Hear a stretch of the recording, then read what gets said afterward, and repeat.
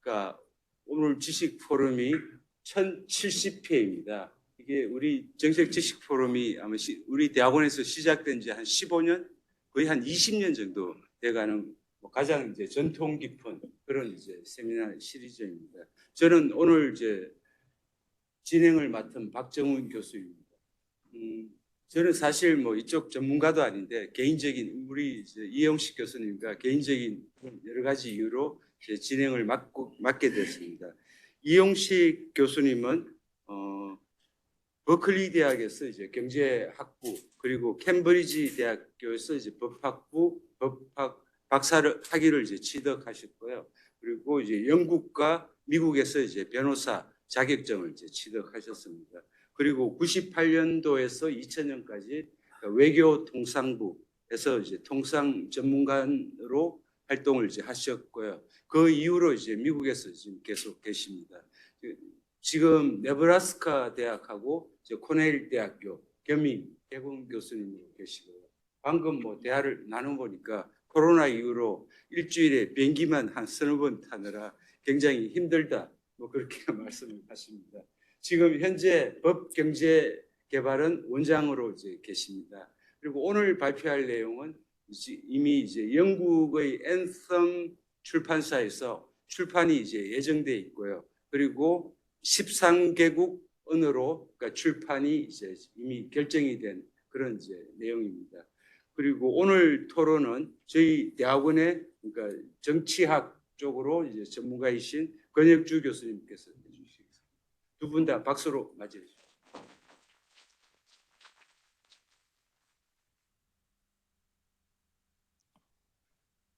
네, 감사합니다. 이렇게 소개를 잘 해주시고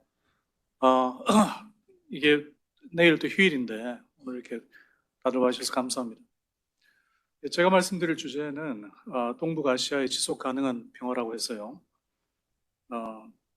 교수님 말씀 주신 대로 올 9월에 이제 그 앤텀 프레스라는 출판사에서 Sustainable Peace in Northeast Asia라고 그래가지고 같은 제목이죠, 영어로. 그 책에 관한 내용을 지금 소개를 좀 드리려고 합니다. 사실 한 30분 정도 책 소개를 다 하는 게 쉽지 않아서 굉장히 빨리 좀 진행이 될 거고요. 그리고 이 책의 좀 특징이란 건 이런 것입니다. 보통 이런 주제에 대한 접근에 있어서 당연한 얘기지만은 어떤 특정 국가 입장이 많이 반영이 된 경우가 있어요. 특정한 학설이라든지. 그래서 저는 과거에 이제 잠시지만 외교통상부에서 근무를 했기 때문에 항상 뭔가 좀 빠지는 것 같다. 그러니까 한 특정한 국가의 입장이라는 것이.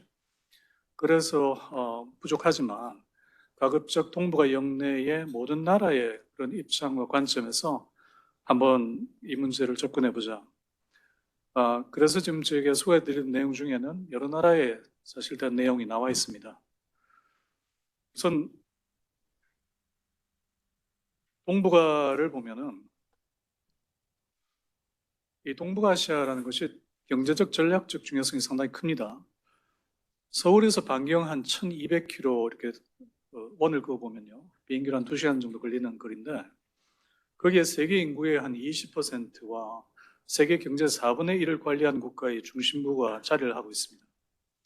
철강, 자동차 등 기존 산업뿐만 아니라 인공지능이라든지 배터리라든지 IT 산업 같은 미래 산업 분야에서도 동북아는 선도적인 위치에 있습니다. 또한 경제 규모에 있어서도 세계에서 가장 큰 규모의 수입 시장이자 생산자로서 세계 경제가 앞으로 지속적으로 성장하는 데 대단히 중요한 역할을 하는 그런 지역입니다.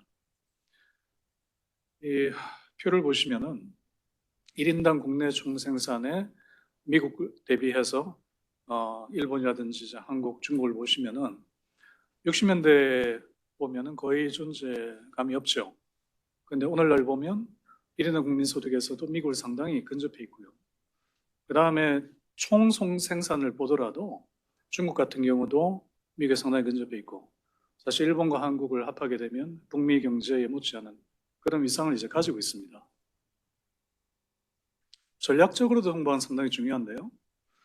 역사적으로 러시아와 중국을 포함한 대륙 세력하고 미국과 일본을 포함한 해양 세력이 대치하는 지점에 동북아가 있습니다. 그래서 냉전시대 한반도 분단이 되었던 거고요. 또한 그러한 이해관계의 충돌이 지금도 진행이 되고 있어서 냉전은 끝났지만 군사적인 집중도가 대단히 높습니다. 그래서 한반도에 사실 전쟁이 지금 우크라이나 진행 중이지만 우크라이나보다 훨씬 더 이런 집중도 높은 군사력이 배치되어 있는 것이 동북아고요. 최근 부상하는 미국과 중국의 대립을 보고 이들 국가 간의 긴장 관계가 지금 조성이 되고 있기 때문에 이는 동북아 평화에 부정적인 영향을 미치고 있습니다. 그러니까 두 가지 측면이 혼재하는데요. 동북아는 경제적인 중요성 때문에 영내 국가들끼리 협력을 하지 않을 수 없는데 또 정치 군사적인 긴장이 동시에 존재하기 때문에 협력과 긴장이 항상 혼재되어 있는, 그래서 불안정한 그런 구조를 갖고 있습니다.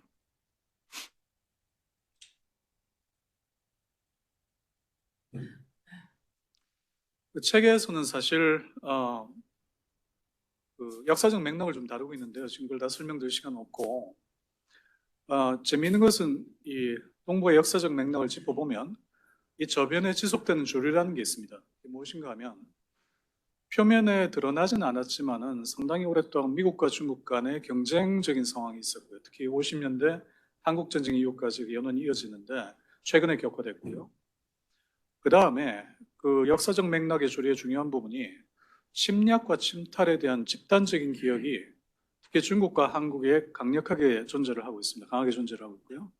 또 하나 재밌는 것은 중국으로부터의 중국이 갖고 있는 경제적 기회라든지 또 정치적인 중요성 때문에 중국을 향하는 구심력이 있고, 또 반면으로는 그런 구심력에 대항해서 그 각국의 자유라든지 그 독립을 유지하려는 원심력이 같이 작용을 합니다. 그것도 묘한 긴장관계를 만들어내요.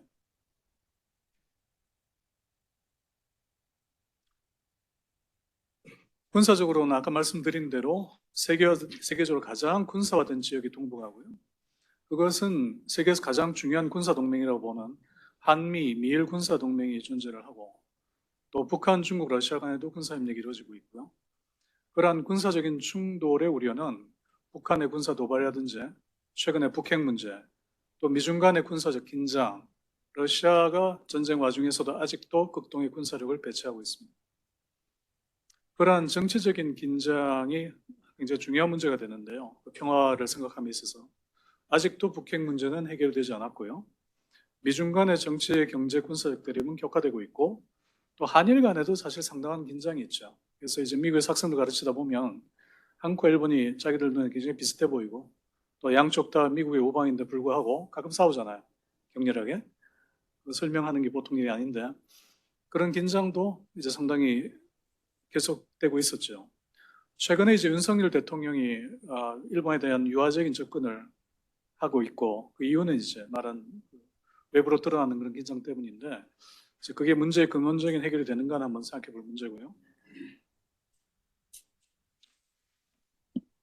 책의 두 번째 편에서는 북핵 위기를 다루고 있습니다. 북한의 핵 개발 역사는 대단히 오래됩니다. 50년대부터 핵 개발을 추진했었고요. 김일성의 지시하에. 그리고 북한에는 우라늄 광산이 있습니다. 그래서 기술적인 자원만 확보가 되면 자체 핵무장이 가능한 조건을 갖추고 있고요. 그래도 80년대까지는 그 진전이 제한됐었어요. 왜 그런가 하면 중국과 소련이 미국과의 경쟁 긴장이 격화되는 것을 원하지 않았기 때문에 북한에 대한 그런 기술적 다른 지원들이 제한돼 있었는데, 1993년에 북한이 NPT를 탈퇴하면서 그 다음부터 본격적인 개발이 진행이 됩니다. 그래서 2017년에 북한은 핵탄두 답재가 가능한 장거리 탄도탄을 포함한 핵무력 완성을 선언하고 있습니다. 자기들 입장에서는 핵무장이 끝났다, 그렇게 얘기하고 있는 거죠. 그럼 왜 핵을 가지고 있느냐? 안보를 얘기하죠, 북한은. 그 정당성은 의문스럽습니다. 왜 그런가? 북한의 핵 보유라는 게 북한에 유례 없을 정도의 강력한 경제 제재를 초래하고 있고, 그 다음에 미국이 영내 국가에게 핵우산을 제공하고 있고요. 또 중국과 러시아도 핵무장이 되어 있기 때문에 북한의 핵 보유가 영내에서 과연 북한의 정치 군사적인 위치를 향상을 시켜줄 것인가에 대한 의문이 있는 거죠. 또 이제 자주 한 얘기가 북한의 군사력이 워낙 낙후되어 있다 보니 핵이 필요하다는 얘기도 있는데, 과연 이제 북한에 대한 군사적인 공격을 할 나라가 있을까? 의문을 갖게 되죠. 그리고 또 가장 중요한 문제는 아무리 핵 전력을 갖추고 있어도 북한의 경제난이라든지 정치적 억압으로 인한 국내의 분란과 소요를 해결할 수가 없다. 그럼에도 북은 계속 핵 보유를 할 것으로 이제 예상이 되는데 거기에 대한 경제적, 정치적 동기가 있습니다. 아직도 북핵 문제가 완전히 해소된다고 생각을 하면 국제사회는 경제적 보상에 나갈 가능성이 있습니다. 북한이 실제로 핵 무장 해소에 들어간다고 가정을 하면요. 그 다음에 국내 정치적으로, 북한의 국내 정치적으로 봤을 때 핵 보유를 통한 군사 강국의 이미지를 제고할 수 있죠. 그러니까 경제난이 있더라도 우리는 핵 대국이다. 또한 핵 보유에 있어서 사상적인 효용이 있습니다. 주체 사상의 실현 도구로서의 핵이 유용하다는 거죠. 내부적으로. 그리고 핵 보유를 함으로써 외교적인 효용성도 있다. 어쨌든 대남 관계에서 북한의 핵 보유 이유를 보시면 상당히 공세적인 입장을 유지하고 있다.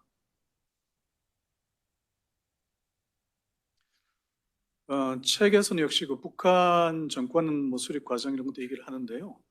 한 가지 말씀드릴 것은 여기 이제 표를 보시면 이게 뭔가 하면 46년부터 60년 사이에 북한의 총생산과 그 산업에 대한 성장을 얘기를 하고 있는데요. 사실 그 한국의 기적이라는 말이 처음 이제 케임브리지에서 나왔는데 60년대 그때 그 한국 Miracle of Korea에서 코리아가 지칭한 게 남한이고 북한입니다. 그래서 60년대 중후반까지는 북한 경제가 남한을 압도하고 있었어요. 산업 생산이나 총생산 면에서. 그러던 경제가 냉전 이후에는 그야말로 피폐한 이런 상황이 되는데 이 보시면은 경제 성장률 추입니다. 이게 가운데가 0이고 그 위가 플러스 성장이고 밑에 마이너스예요. 그러니까 92년부터 2020년까지 보시면은 상당히 많은 해는 마이너스 성장한 거죠, 북한이. 그래서 경제적으로는 아주 어려운 처지에 속하게 됐고 국제적인 고립이 그 원인이 되었던 거죠. 북한의 현실이 양립 불가하다는 게 동북아 평화에 큰 위협이 됩니다. 이게 무슨 말이냐? 북한은 경제 발전을 필요로 하죠. 김정은도 여러 번 천명했었고. 근데 그게 과연 국제적인 고립 속에서 가능한 것이냐? 지금까지의 경로를 보면 국제적 고립 속에서의 경제 발전이 불가능하다. 개방의 딜레마가 있죠. 개방을 하지 않으면 경제 발전이 안 되는데 개방을 하면 외부 정보 들어오기 때문에 북한 정권에 위협이 되니까. 그 다음 핵 개발과 비핵화 사이에 긴장이 있습니다. 무슨 말인가? 북한의 입장에 일관성이 없어요. 2018년에 어쨌든 뭐 전략이든 뭐든 간에 북한은 남한과 비핵화 공동선언을 합니다. 그러나 그 다음에 북미 협상이 결렬되죠. 그 다음에는 북한은 계속되는 핵보유 의지를 밝힙니다. 그러면서 국제 제재가 있고요. 이게 양립할 수 없다는 거죠. 한반도의 평화를 얘기하면서도 핵보유는 해야 되기 때문에. 그 다음 세 번째로는 21세기에 북한과 같은 절대 지배 체제를 갖춘 국가가 거의 없죠. 그게 과연 21세기에 정보가 개방된 선에서 가능한 것이냐 이게. 내부적인 저항이 없지 않다고 보고 있고요.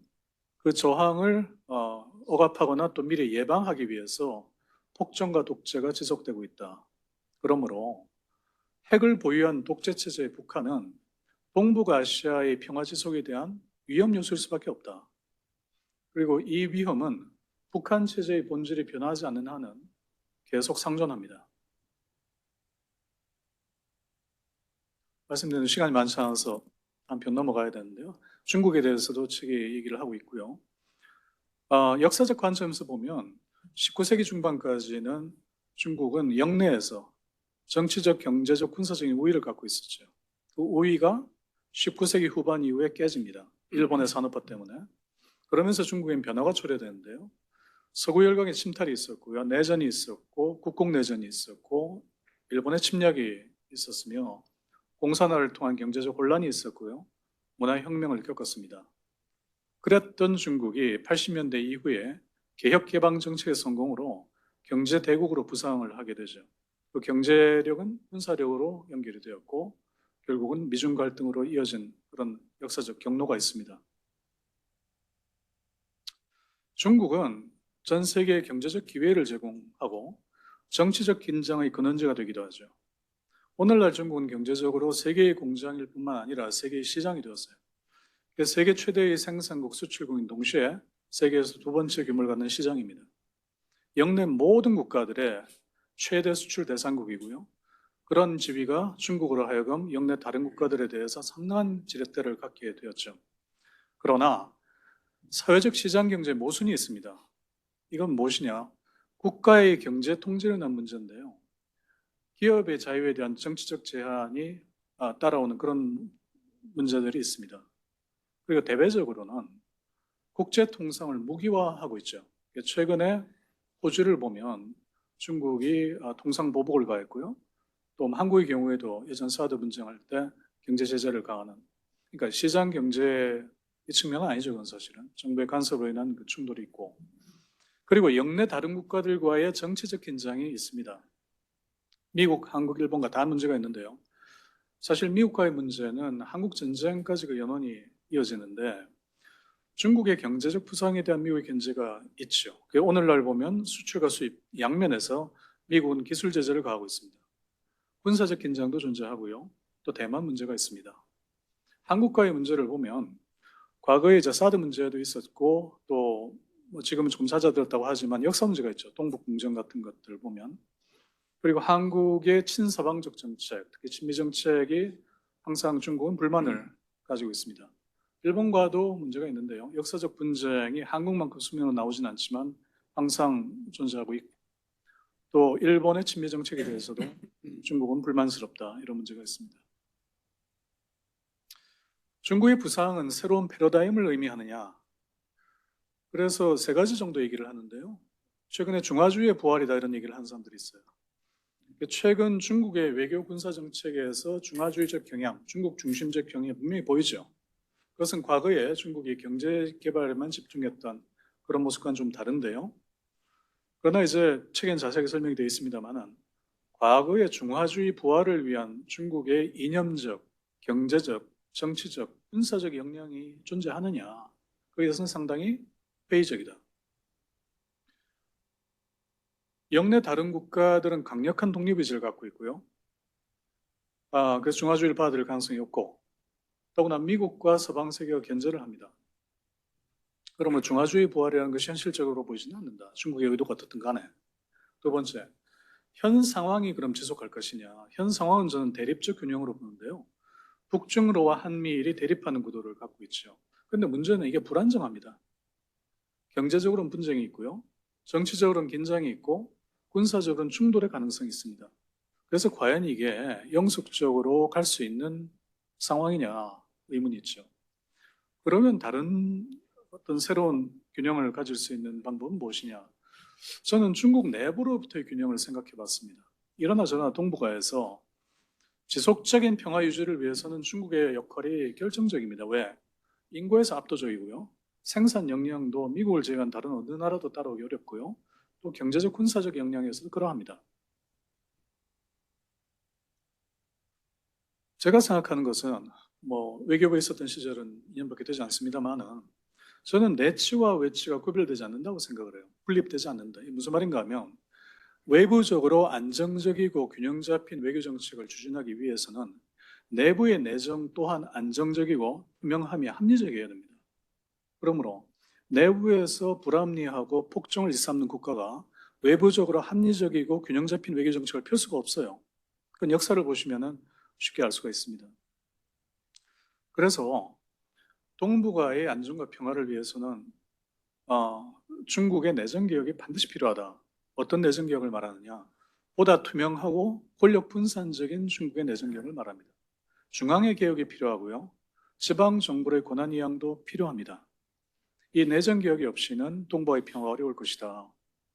그러면 그게 과연 가능하냐는 질문이 바로 잇따르는데요. 그런 시절이 있었습니다. 중국에 상대적으로. 후진타오 시대를 보면 보통 이제 사가들은 중국의 황금 시대라고도 말을 하는데요. 2002년부터 2012년 사이를 보면 그래도 지금에 비교해서는 중국의 권력 집중이 상대적으로 덜하고 집단 지도 체제의 성격이 강했습니다. 그때 중국의 외교 정책과 지금 외교 정책을 비교를 해보시면 상대적으로 훨씬 더 평화롭고 안정적이었다, 이렇게 말할 수 있죠. 주변국들도 안정적인 성장을 했고요. 그래서 그것이 반드시 불가능한 문제는 아닐 것이다. 한국 얘기를 좀 해보겠습니다. 예, 빨리 진행된 좀 양해를 해주시기 바랍니다. 예. 책 한 권이다 보니 그 한국은 뭐 여러 가지 관점에서 볼 수 있겠지만 역사적으로 제한적 균형자 역할을 했다고 생각을 합니다. 그건 무슨 말인가 하면 역사적으로 봤을 때 새로운 패권 세력이 등장을 할 때, 그러니까 거란이라든지 또는 일본이라든지 그 한국이 거기에 대한 견제와 방어 역할을 한 적이 있었어요. 그러니까 거란의 군사력을 고려가 견제를 했기 때문에 거란이 중국을 통일하지 못했고요. 또 일본이 중국에 진출하려고 했을 때 조선이 방어를 했습니다, 결국은. 그래서 동부와의 어느 정도의 균형을 한국이 도왔던 측면이 있는데 17세기 이후에 그 제한적 균형자 역할을 상실하게 됩니다. 그 결과가 무엇이냐? 새로운 패권과 일본이 나중에 나왔을 때 일본의 만주, 중국 침략을 막지 못했죠. 오늘날의 한국은 지역 강국의 면모를 갖추고 있습니다. 세계에서 10위권의 경제, 무역, 군사 강국이고요. 또 전략적 가치가 상당히 높은 한미동맹을 유지하고 있죠. 그러나 이제 경제적으로 취약한 면도 있는 것이 수출 의존적 경제를 한국 가지고 있습니다. 40% 이상이 수출에 의존하는데 이 때문에 외부 충격에 상당히 취약한 경제 구조고요. 또 아무래도 분단으로 인한 안보적, 정치적 취약성이 있습니다. 과거에 한국은 지역적 균형자로서의 노력을 한 적이 있었죠. 노무현 대통령 시절 얘기인데요. 미국에 상당한 견제가 있었고요. 아무래도 그 지역적 균형자로서의 한국이 정치, 군사, 경제적 역량이 되는가 하는 문제가 있죠. 그 지역적 균형자로서 유명한 선례가 18, 19세기 영국입니다. 그 영국을 보면은 새로운 이제 유럽의 패권이 등장했을 때 영국이 다른 쪽에 이제 힘을 넣어서 균형을 유지하는 선례가 있는데요. 18, 19세기 영국을 보면 영내 다른 어떤 나라도 영국을 압도할 만한 국력이 없었어요. 그런데 이제 한국의 경우를 비교를 해보면 중국이나 일본에 비해서 한국이 압도적인 국력을 가지고 그 대등한 국력을 가지고 있다고 얘기하기 어렵죠.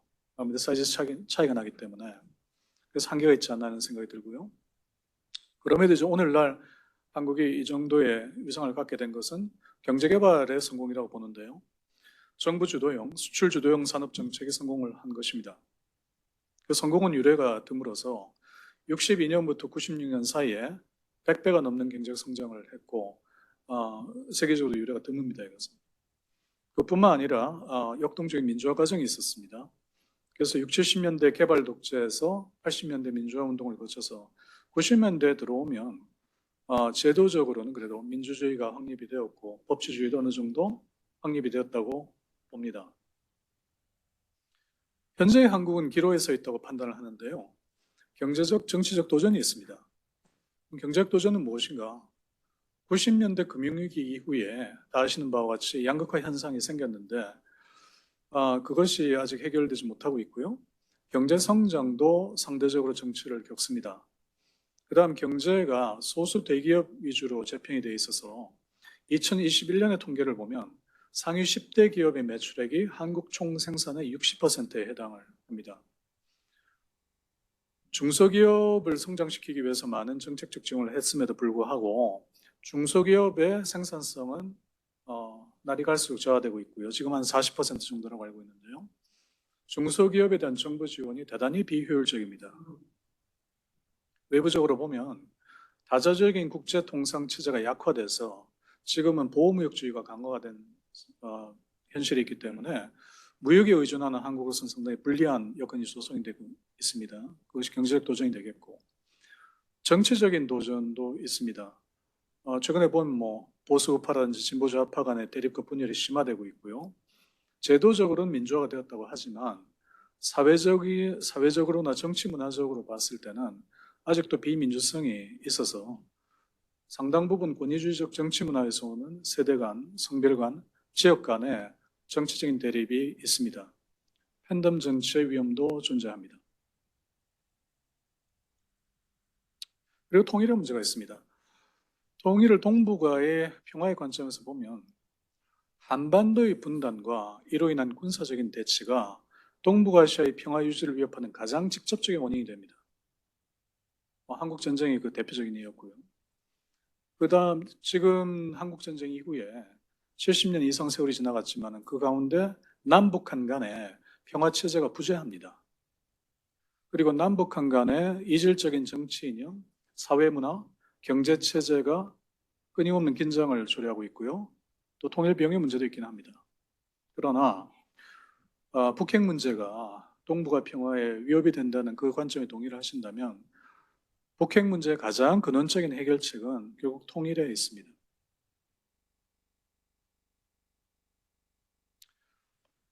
오 편에서 이제 일본에 대한 얘기를 좀 하고 있는데요. 동북아에서 일본은 재건된 세력으로 제가 얘기를 했습니다. 2차 대전 후에 경제적 부활을 했다는 의미고요. 민주화를 포함한 정치적인 개혁도 했고 재무장도 이루었습니다. 일본은 태평양 세력이죠.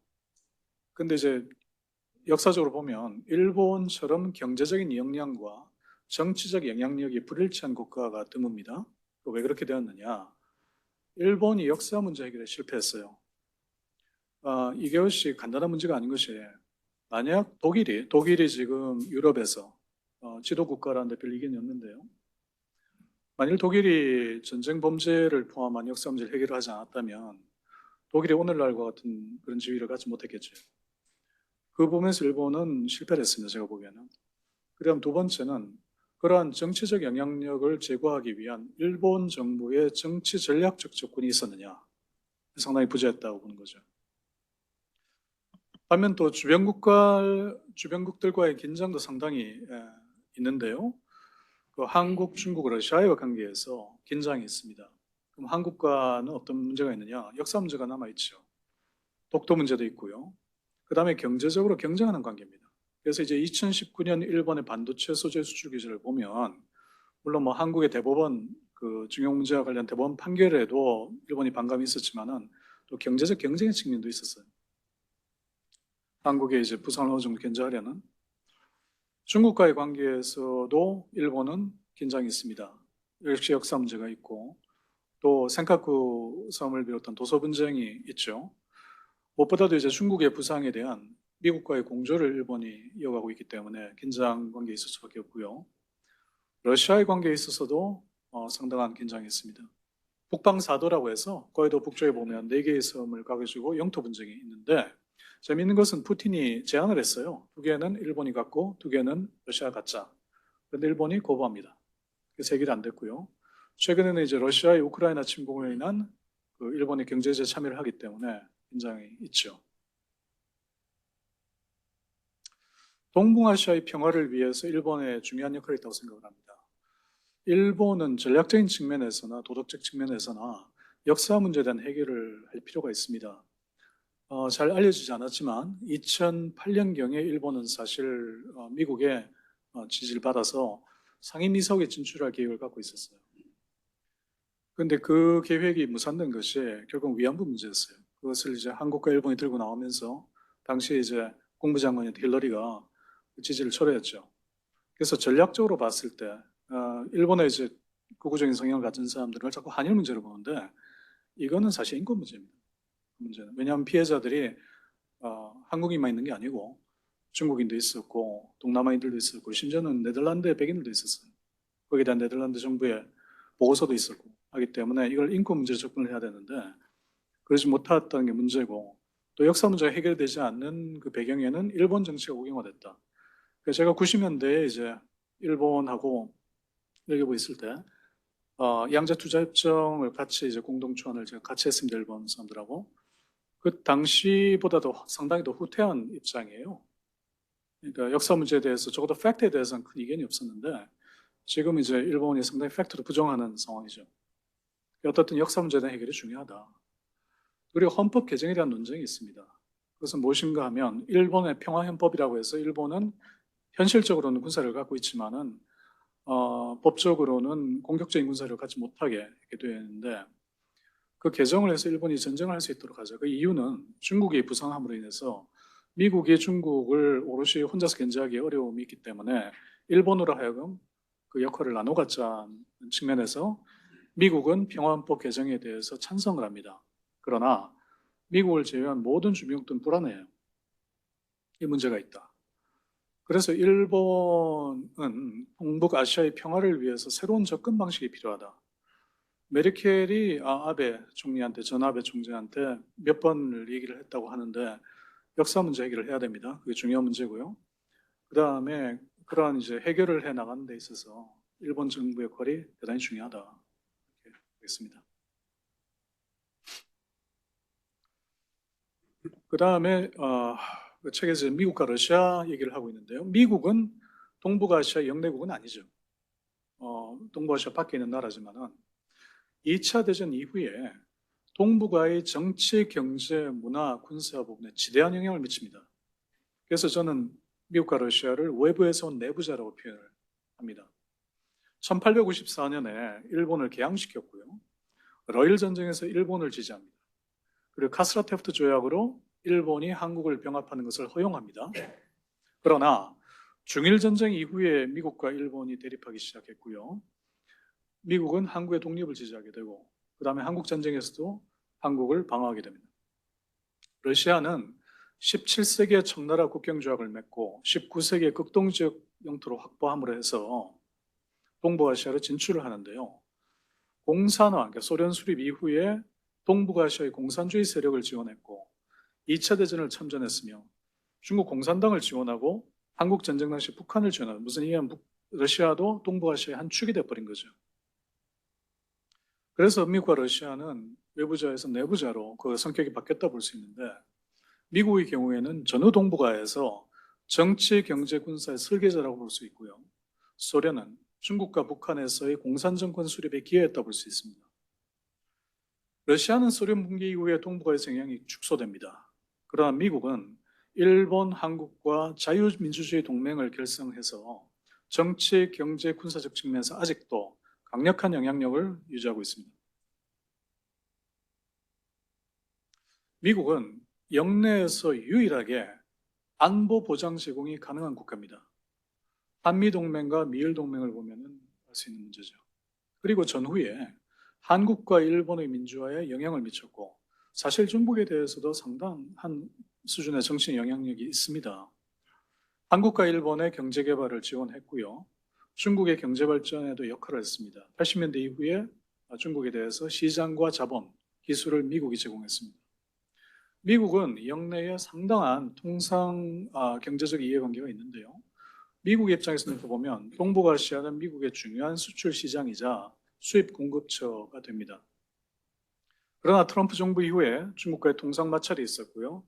경제적 대립이 격화됐는데 반도체 수출을 제한하고 있죠, 미국이 지금. 그러면 중국의 IT 기업이 미국에서 활동하는 것을 금지하고 있는 바이가체 그런 면도 있습니다. 반면 러시아는 소련 붕괴 이후에 동북아에서 영향력이 감퇴되는데요. 미국의 견제에 공동 대응하기 위해서 중국과 러시아가 서로 접근하는 경향도 보이고요. 그럼에도 동북아시아에서 러시아는 계속 군사력을 유지했습니다. 그 다음에 북핵 위기 상황에서도 역할을 지속하려는 노력을 했고 푸틴은 동북아에서 러시아가 경제적 이익을 확보하려는 노력을 상당히 했어요. 그러나 그 모든 노력이 지금 우크라이나 전쟁으로 인한 경제 제재가 생기면서 무산될 위기에 처해 있습니다. 미래를 위해서 미국과 러시아는 영내에서 역할이 있다고 봅니다. 미국은 우선 영내에서 신뢰 회복의 필요성이 있다. 이게 무슨 말인가 하면 트럼프 정권은 미국 우선주의를 내세웠습니다. 그 결과 영내에서 다자주의적인 협력이 약화됐는데 TPP 탈퇴 같은 게 아주 대표적인 경우죠. TPP라는 것은 물론 시작은 미국이 하지 않았지만은 부시나 오바마 정권에서 굉장히 강력하게 TPP를 추진을 했던 추진 세력이에요, 미국이. 그런데 트럼프 정권이 들어오면서 탈퇴를 했고 트럼프 정권은 없어졌지만은 미국 우선주의적인 정책은 상당 부분 남았습니다. 그 예를 들어보자면 세계무역기구 WTO에서 미국이 상소심을 무력화시켜 버렸어요. 무슨 말인가 하면 그 재판관들 보통 저기 어펠리베이트 멤버라고 그러는데 거기에 이제 임용을 하기 위해서는 컨센서스가 필요한데 미국이 반대를 합니다.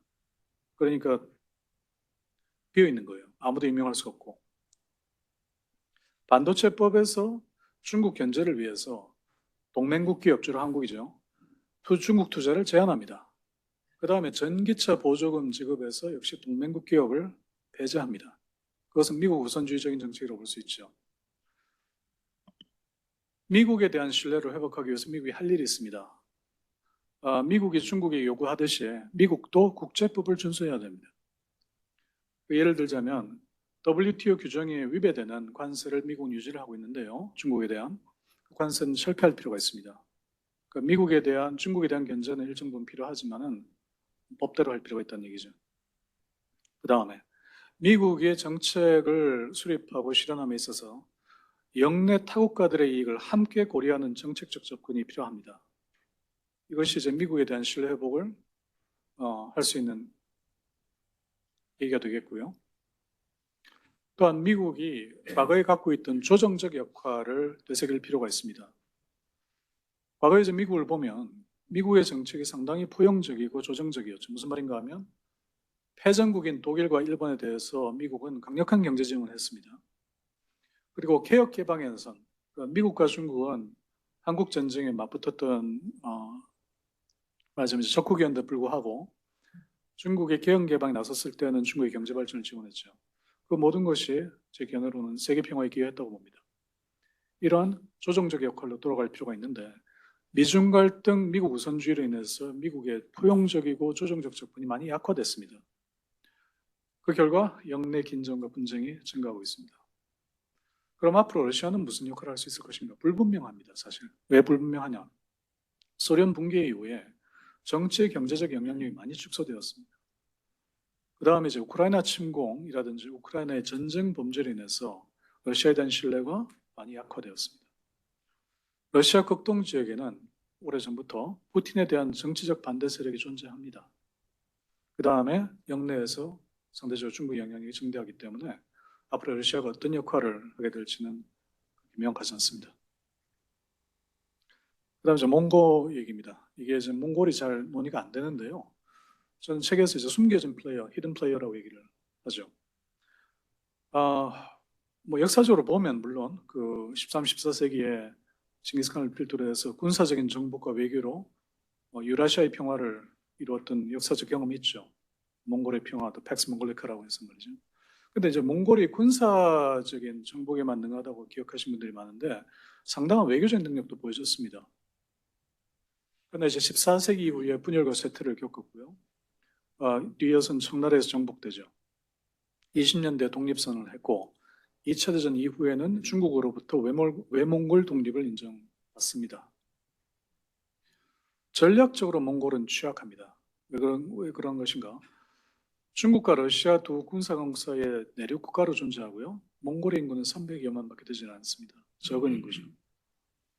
그 다음에 인구가 대부분 다 수도에 집중하고 있어서 영토 대부분을 군사적으로 방어하기 쉽지가 않고요. 그 때문에 몽골은 미국과 나토 등 외부 세력과의 군사적 협력을 추구합니다. 그래서 1년에 한 번씩 실제 미군 관계자들이 가서 같이 군사 협력도 하고 그런 모습이 있고요. 경제적으로 봤을 때는 중국에 대한 상당한 의존이 있고요. 또 광업으로 편중되어 있는 그런 문제가 있습니다. 반면 잠재력을 보면은 광물 자원의 보호라고 해서 1조에서 3조 달러 추산하는데 더 크다는 얘기도 있고요. 인구가 젊고 교육률이 높습니다. 그 한겨울은 역시 인프라가 부족하고 정치적인 부패가 있고 산업화가 아직은 부진하다. 그럼 동북아에서 이 작은 나라의 역할이 무엇이냐? 몽골이 선호한 역할이 있습니다, 사실. 동북아의 스위스가 되고자 합니다. 그래서 이제 몽골의 생존 전략과도 연결되어 있는데요. 울란바토르 안보회의라고 해서 영내 모든 국가들이 참석해서 안보에 대한 문제를 협의하는 그런 역할을 지금 몽골이 하고 있고요.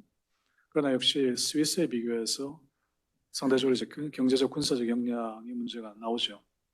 정치적으로 보면 이 몽골이라 나라는 과거 공산국가 최초로 민주화를 한 나라입니다.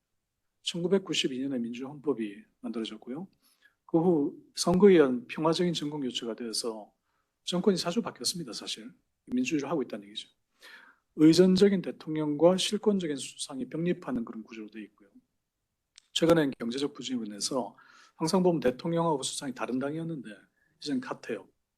그래서 이제 정치적 권위주의의 위험이 있다. 독재의 위험이 있다. 이게 민주화를 92년부터 계속했는데 경제가 어렵다 보니 민주화가 과연 이게 민주주의가 경제에 도움이 되느냐 그런 얘기죠. 이거 재미있는 포인트가 한문국가연합이라는 것 들어보신 분도 있고 안 들어보신 분도 계실 텐데 과거 2007년에 서울에 있던 한 세미나에서 그게 논의가 됐어요. 거기에는 몽골의 외교관도 참석을 했고요. 한국의 학자들도 있었고 그 당시 대선 후보들도 얘기를 했었는데 그 한문국가연합이라는 그게 이제 효용성이 뭐냐 볼 것 같으면은 뭐 짐작할 수 있듯이 몽골의 부족한 자본 기술과 한국의 부족한 광물자원 및 영토를 보다 안정적으로 확보할 수 있는 정책의 방안으로서 얘기가 됐던 겁니다. 또 이제 중국과 러시아와 같은 거대 국가를 상대로 비교적 규모가 작은 국가 간의 연합으로 볼 수 있는 것이고요. 정치학적으로는 이제 가능성의 문제가 있는 거죠. 뭐 양국 간의 역사적 문화적 유대가 있습니다. 제가 외국 생활 오래돼서 사실은 상당히 한국말을 잘하는 친구를 보면 아는데 몽골 사람들이 한국말 하는지 구분 못하겠더라고요. 그 정도로 상당히 어떤 친형관계가 있는 건 좋은데 한국에서의 관심도 낮고요. 중국의 반대 가능성이 물론 있죠. 그럼 이게 왜 어떤 논의에 지금 필요가 있느냐? 이게 한국의 통일 문제와 연결될 수 있다고 보는데요. 한문국가연합은 과거 공산주의와 자본주의를 모두 경험을 했고 북한과 상당히 우호적인 관계를 유지하고 있는 몽골이 장차 남북한의 통일을 중재할 수 있는 정치적인 틀을 제공한다. 그러니까 만일 이제 남북 통일 상황이 벌어졌을 때 북한에게 대한민국이 상당히 버겁죠. 경제력으로 보나 정치로 보나 뭐 그게 뭔가 중재자가 있으면 좋은데 그 중재를 하기에 몽골이 굉장히 좋은 위치에 있다. 양국과 다 우호적인 관계 유지하고 있기 때문에. 마지막으로 이제 최근 어떻게 마무리를 하는가 하면 이 동북아의 평화 안정 문제를 얘기할 때 동북아시아 내에 역사적, 문화적, 경제적, 정치적 코드를 이해하는 것이 필요하다. 그 맥락이 왜 중요한가? 사실 외부에서 봤을 때 이제 한일 간의 분쟁이라든지 또는 가끔 보이는 이제 중국의 자국 중심적 경향 같은 게 잘 이해가 안 되는 면이 있어요. 그때 필요한 것은 역사적, 문화적, 정치적 맥락을 이해하는 거죠. 그럼 그 코드로 제가 몇 가지 제시한 것이 동북아 영내 국가는 상당히 강력한 국가주의가 있습니다. 그 국가주의의 한 이면에는 경제개발에 대한 강력한 추진이 있고요.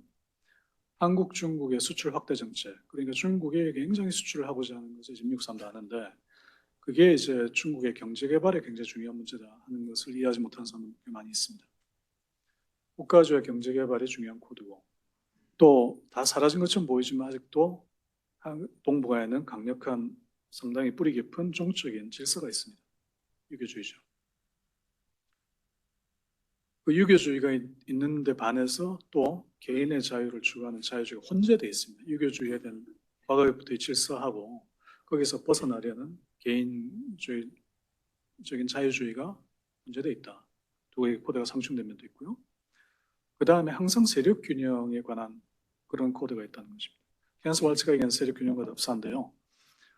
동북아 내에 이제 북중로 한미일 간의 연합과 대립을 말씀드렸는데 그것을 세력 균형의 측면에서 판단할 수 있다는 거죠. 동북아의 안정과 평화를 위해서는 새로운 세력 균형이 필요합니다. 그것은 현재 가지고 있는 상황에 현재의 상황의 정책 불안정성 때문에 그런데요. 북핵 문제는 해결의 기미가 보이지 않고 미중 간의 긴장과 대립은 점점 격화됩니다. 현재의 상황은 경제적으로도 불안정성이 있습니다. 뭐 말씀드린 대로 미중 간의 통상 분쟁과 기술 제한, 수출 제한, 투자 제한이 이게 단지 미중 간의 경쟁뿐만 아니라 한국과 같은 영내 국가에 상당한 영향을 줍니다. 그리고 일본이 20년 이상, 그러니까 일본이 보면은 90년대에는 1인당 국민소득이 4만 5천 불이었는데 지금은 3만 불대로 내려앉았죠. 한국과 이제 비슷하게 되는데 저는 일본의 정치적 우경화가 장기 경제 침체와 관련이 있다고 생각합니다. 그런 문제들. 또 몽골의 경우도 아주 좋은 민주정을 오래 유지하고 있었는데 최근에 경제적 부진으로 인해서 권위주의의 위험이 있다는 거죠. 그래서 현재의 대립적인 상황은 결코 동북아의 평화 안정으로 가는 길이 아니다. 북중러 한미일 간의 대립적 균형은 정치적인 대립과 경제적 분쟁, 군사적 충돌의 가능성을 이야기하는 불안정한 구조다. 그 다음에 경제적으로 봐서도 경제적인 협력이 필요한데 재미있는 것이 동북아 내에 미국과 러시아를 포함하는 모든 영내 국가들이 소속된 영내 통상협정이 없습니다. 미국과 중국이 세계에서 1, 2위의 경제대국인데 이 두 나라가 다 포함된 무역협정이 없어요. 그게 이제 경제적 불안정성을 보여주는 거죠. 그럼 동북아시아의 지속 가능한 평화를 위해서는 무엇을 해야 되는 것인가? 중국의 역할이 필수적입니다, 사실. 영내 중국의 압도적인 인구나 경제력 생산력을 봤을 때 중국은 동북아시아의 지속 가능한 평화에 가장 큰 영향을 미치게 될 것입니다. 최근에 중국의 팽창적인 정책과 미중 대립 격화로 인한 영내 긴장의 증가는 사실 긍정적이지 않은데요. 말씀드렸던 대로 동북아의 지속 가능한 평화를 위해서는 보다 투명하고 권력 분산적인 중국의 내정 개혁이 반드시 필요합니다. 제도적으로는 또 필요한 장치가 있는데요. 장기적으로는 현재 가능한 일은 아니지만 장기적으로는 영내 경제 통합의 길로 가야 되고요. 그리고 유럽과 같은 집단적 안보 시스템이 필요합니다. 중국의 내정 개혁과 정책 변경을 통한 미중 대립이 완화되어야 되고요. 자유, 민주, 인권을 핵심으로 하는 새로운 동북아 가치의 수립을 통해서 영내 국가 간의 신뢰 구축이 필요합니다. 결국 장기적인 평화의 문제는 국가 간의 신뢰를 하느냐 마느냐의 문제인데 국가 간의 신뢰라는 것은 가치가 일정 정도 공유되지 않으면 어렵습니다. 그래서 이러한 가치들이 결국은 중요한 문제가 될 것이다. 예, 이상입니다.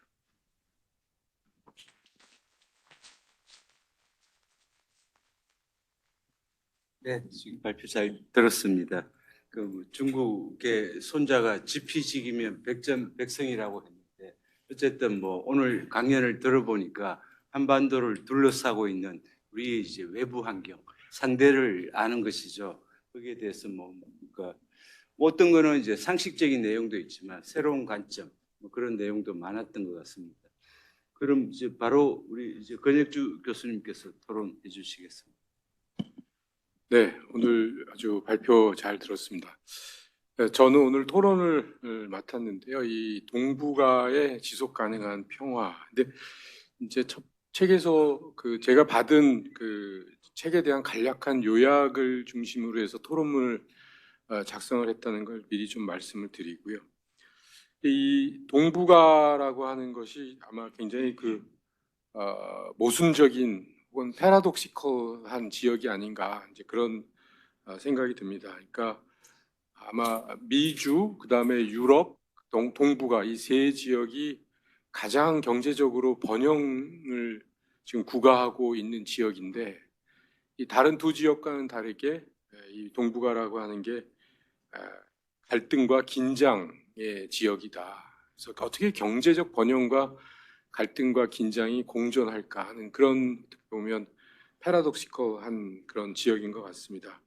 그리고 이제 사실은 가장 중요하게 우리 입장에서 보면 북한이죠. 북한이 이제 핵무기를 핵실험을 6차례, 7차례 이렇게 이제 하고 있고 또 이제 핵무기에 대한 실험이 이제 어느 정도 됐기 때문에 지금은 이제 미사일 실험을 하고 있습니다.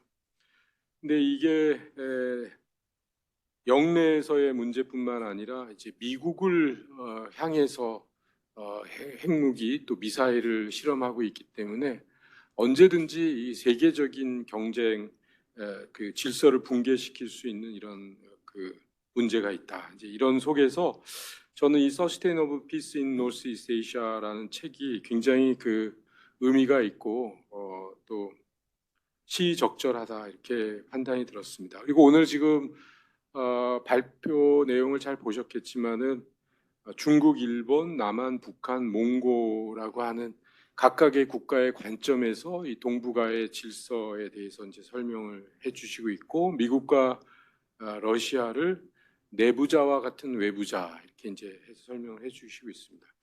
근데 저는 뭐 결국 같은 얘기이겠지만 러시아는 동북아의 한 속한 국가가 아닌가 이제 그런 생각이 듭니다. 여기 블라디보스톡도 있고 지역적으로도 그래서 한번 그 부분은 좀 생각을 해보시는 것도 좋겠고 또 미국도 사실은 알래스카가 동북아죠. 그래서 이 지역적인 관점에서 사실 러시아하고 미국이 동북아에 현재하고 있다 하는 것으로도 볼 수 있을 것 같아요. 그래서 그런 부분은 좀 한번 고려를 해보시면 좋을 것 같다.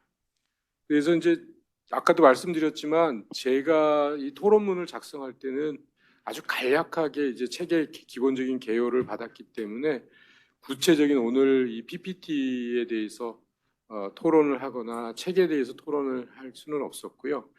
근데 이제 이 책에서의 가장 기본적인 주제가 Sustainable Peace입니다. 그래서 지속 가능한 평화.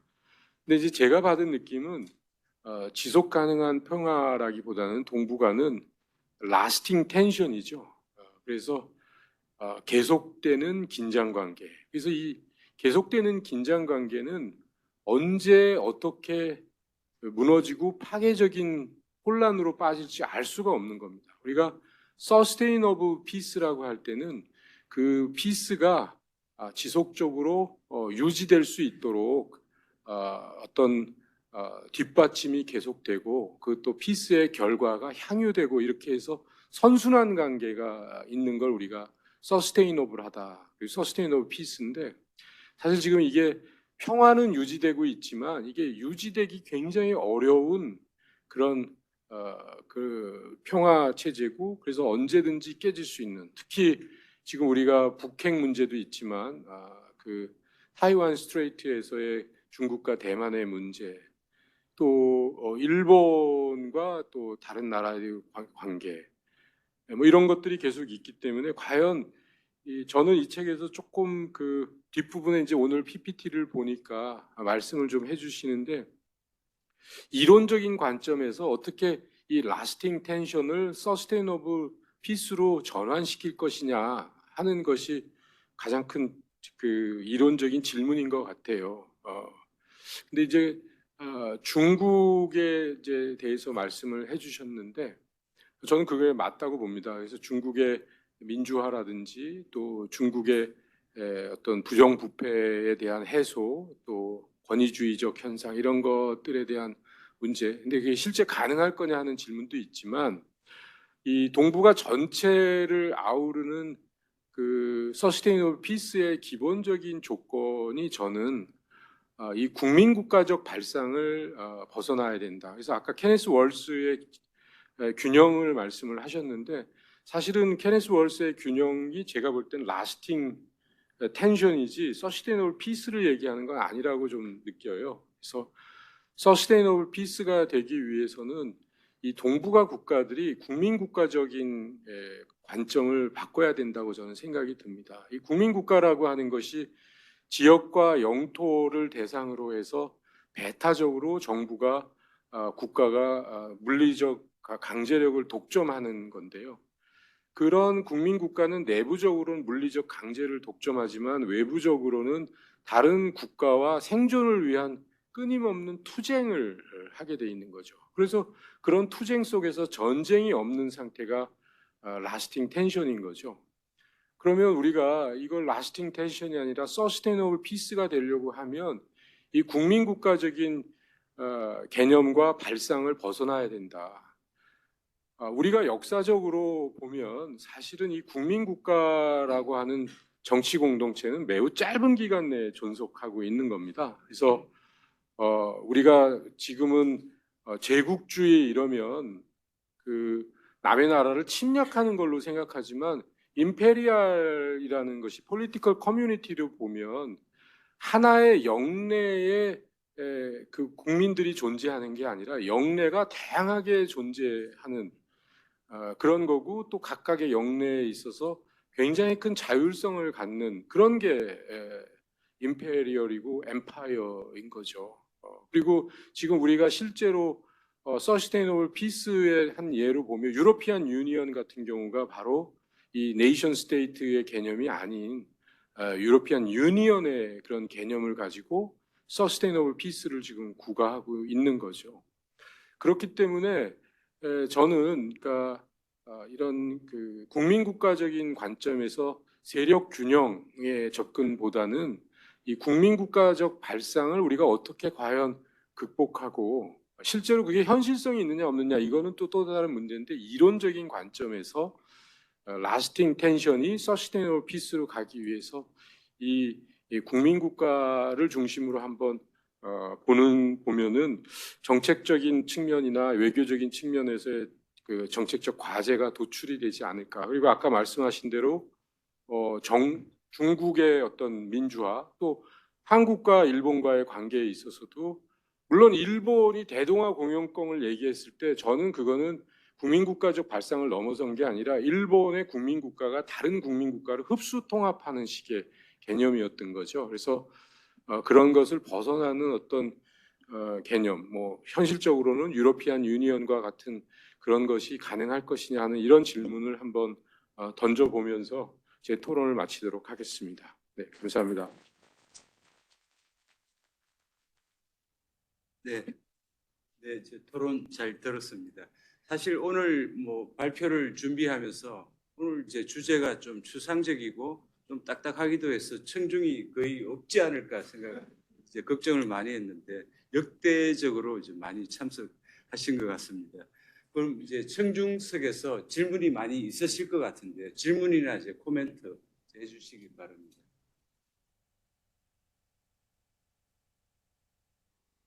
예. 예. 이제 한국의 입장에서는 가장 큰 관심사가 이제 북한인데,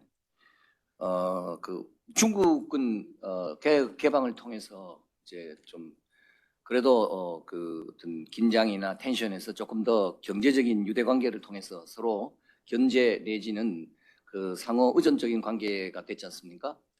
근데 이제 비슷한 시기에 그 당시에 이제 지금 오늘 강의를 들으면서 제가 느낀 건데 비슷한 시기에 보면은 80년대 초반이라든지 또는 중국이 개방한 게 이제 80년대 초반부터니까 그 시기에는 보면은 북한이 오히려 한국에 못지않게 괜찮은 상황이었고 따라서 개혁 개방의 조건이라는 측면에서 보면 또 중국이 그렇게 하니까 뭐 따라가기도 쉬웠을 것 같기도 하고 그런 좋은 조건이 있었는데 왜 북한은 다른 길을 걸었을까?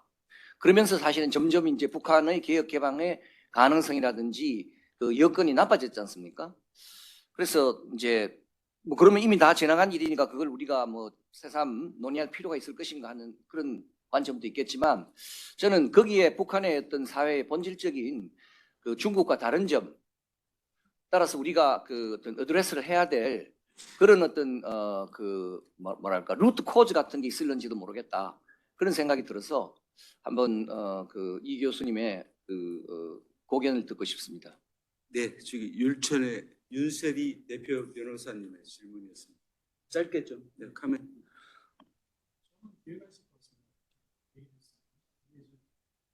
90년대 기억을 하시겠지만 김일성하고 이제 김영삼 대통령이 정상회담 하기로 했죠. 근데 물론 뭐 음모론을 얘기할 건 아닙니다만은 김일성이 예기창에 죽었어요. 앞두고 그 전에 나온 얘기를 보면 김정일하고 상당히 충돌이 있었다고 듣고 있고요. 뭐 다른 걸 제가 시사한 건 아닙니다. 그때 이제 김일성의 어떤 생각을 제가 100% 이해할 수는 없지만은 그 시기에 사실 북한의 어떤 경제적 이런 존립의 문제, 지속성의 문제가 상당히 어렵다는 인식이 북한 내에 있었고 분명히 남한과의 어떤 협력, 또 협력을 더 나아가서는 어떤 통일에 관한 접근도 가능했을 거라고 생각을 합니다. 그게 이제 김일성 주석이 죽고 김정일이 바뀌면서 이게 없어졌는데 결국은 제 생각엔 그렇습니다. 그게 북한의 정치 체제나 정치적 본질이 김일성, 김정은 김 체제가 존재하는 한은 정권 유지가 그 목적이 되어버린 측면이 있는 것 같아요.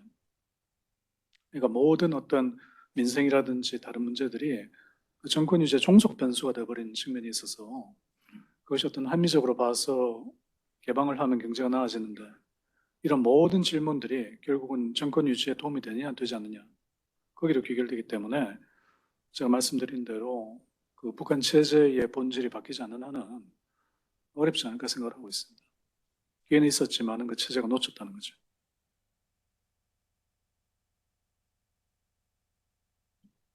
네, 교수님 말씀 잘 들었고요. 저는 요즘 이 주제와 관련해서 지금 우크라이나 전쟁이 어떻게 보면 미국과 어떤 그런 러시아의 대리전 같이 좀 보이거든요. 근데 이제 아까도 잠깐 말씀하셨지만 전 대만 문제가 그게 현실적으로 터질 수 있는 가장 큰 문제라고 생각합니다.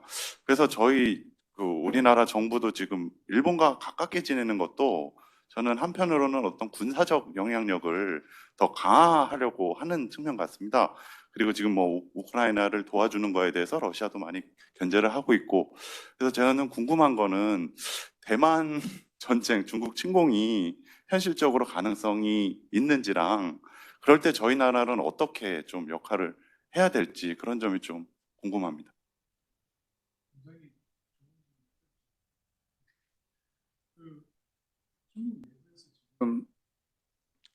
지금 제가 듣고 있는 얘기는 만일 중국이 대만을 침공했을 때 경제 제재가 예상이 되는데 그 경제 제재를 중국이 견딜 수 있을 것이냐 거기에 대한 연구 작업이 들어왔다는 얘기를 제가 들었어요.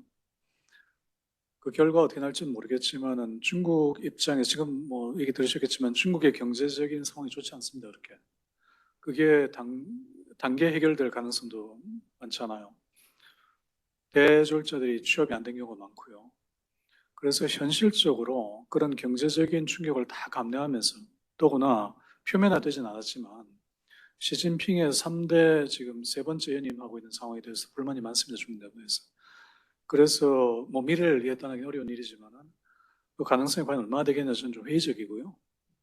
우리나라의 입장이라는 것은 원칙을 전 지켜야 한다고 생각을 합니다. 그러니까 국제법을 준수한다. 그러므로 제가 뭐 윤석열 대통령 정책에 반대하는 건 아니지만은 굳이 한국은 무역국가입니다. 통상국가고요. 중견국가인데 물론 국제법이 부여한 의무를 한국은 지켜야 되지만 그 스탠스를 유지하는 데 있어서 중국이나 러시아가 부담 또는 어떤 면에서는 공격적인 태도를 가질 수 있는 그런 반응을 일부러 촉발할 필요는 없다고 생각을 해요. 그게 제가 아마 대답이 될 것 같습니다. 그런 문제에 있어서. 네. 네, 다른 질문, 코멘트 주시기 바랍니다.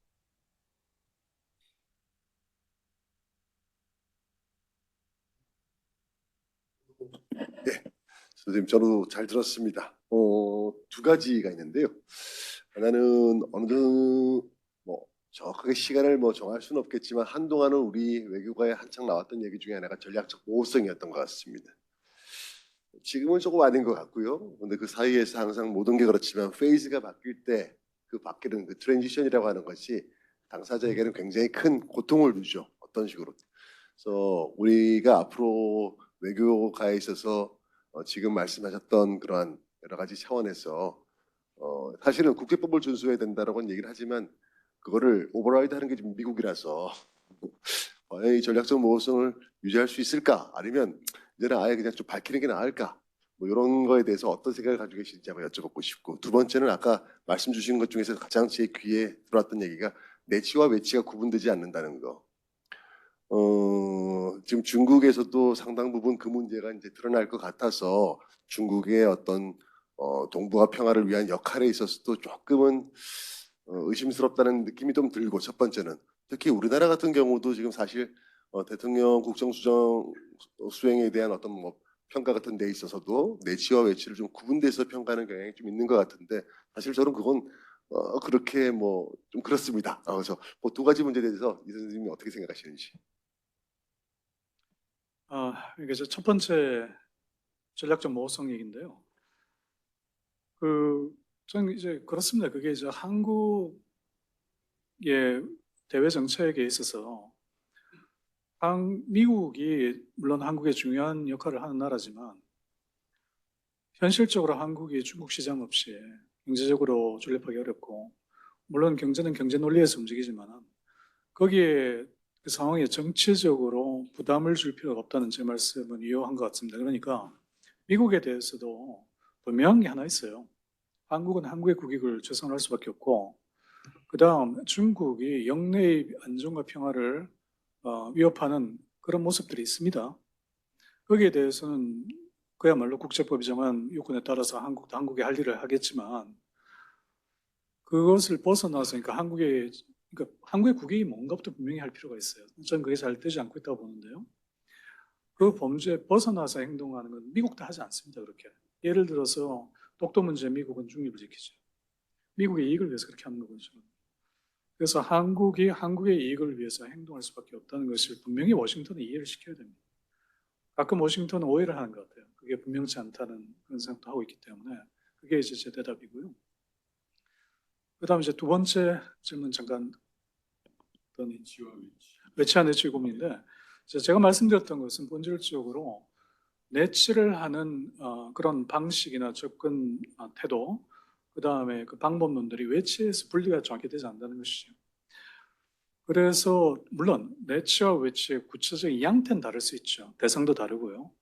하지만은 접근한 방식, 그러니까 대내적으로 그런 좀 민주성이나 또 민주주의에 대한 그런 확신이 없는 상황에서 외부의 소국들, 다른 나라에 대해서 공정하고 합리적인 정책을 펴기 어렵죠.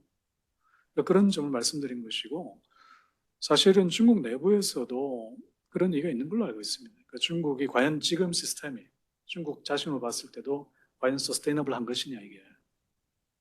예, 이렇게 답드리겠습니다. 예, 뭐 다른 질문 코멘트 있으면 자유롭게 해주시기 바랍니다.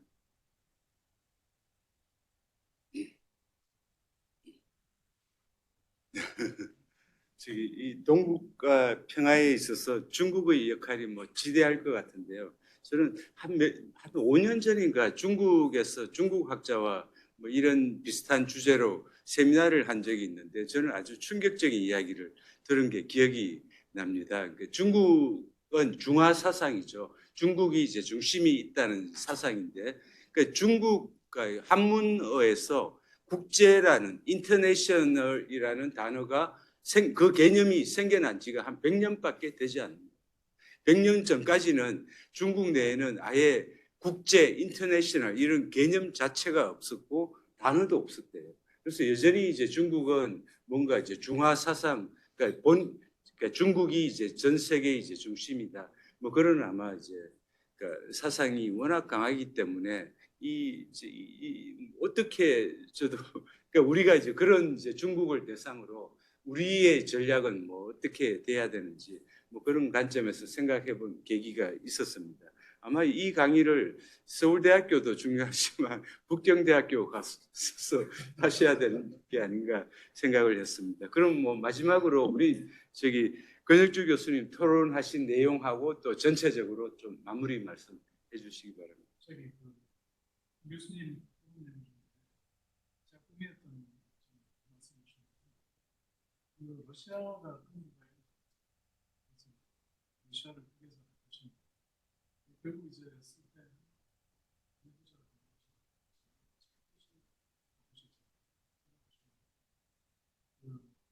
학교 연습했고 미국은 빠졌는데 러시아는 왜 그러냐면 한국과 제일 있기 때문에 러시아 선수들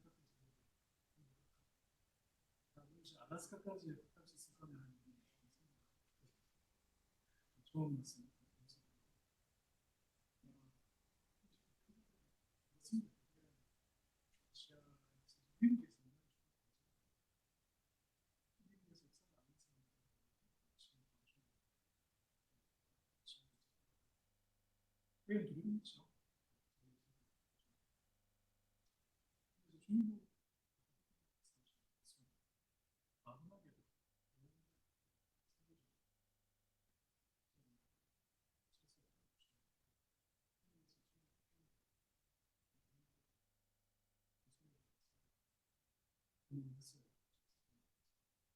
중국 이제 이게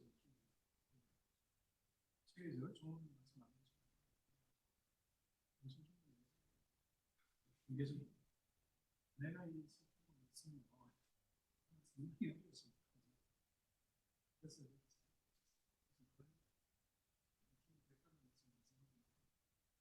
학교는 저기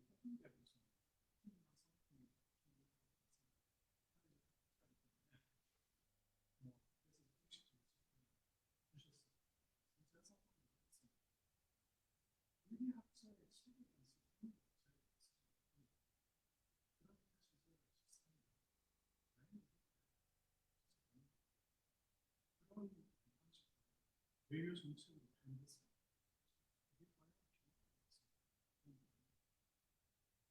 제가 받지 못한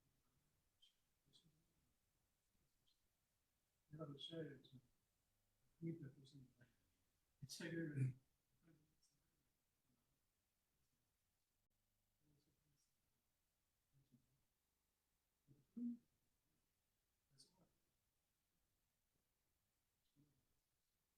전혀 없이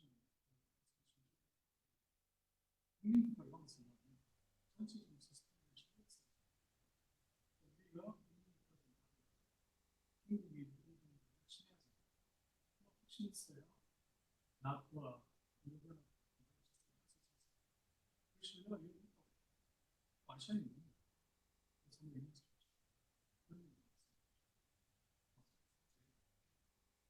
네, 지금 오늘 발표 잘 듣고 토론도 잘 들었습니다.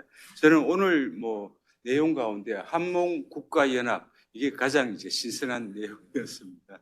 사실 그 전 세계에서 한국말을 가장 빨리 배우고 가장 완벽하게 배우는 민족이 몽골이죠. 보통 한 2년 정도면 거의 이분이 그 한국인인지 아닌지 모를 정도로 뭔가 굉장히 이제 빨리 습득을 하시더라고요. 또 이제 한국과 몽골은 서로 이제 서로를 이제 채워줄 수 있는 뭐 그런 이제 관계이긴 한데요. 어쨌든 뭐 물론 뭐 그냥 이제 아이디어 단계지만 전 한 번쯤 생각해 볼 수도 있겠다. 길게 뭐 그런 생각을 한번 가져보는 계기가 됐습니다. 오늘 뭐 그러니까 어려운데 오셔가지고 발표해 주신 이용식 교수님, 네, 감사합니다. 다 같이 박수로.